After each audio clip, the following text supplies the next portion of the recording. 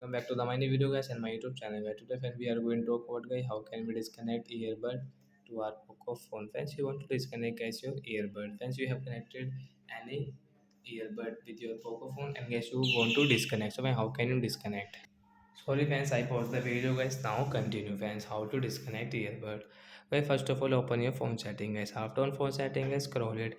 Friends, you can see guys your Bluetooth setting your Poco phone. So guys, tap here. Friends, you can see guys, we have connected guys this TWS company earbud. Guys, right side tap here and guys you can see this unpair option. So when you can unpair from here. After click on unpair guys, then it will disconnect your phone guys. We will off it. So if we cannot use guys our earbud guys, if we use so we will have to connect again. So like that guys, you can disconnect your earbud to your Poco phone. So that's it guys, thanks for watching the video guys. I hope friends you have understood.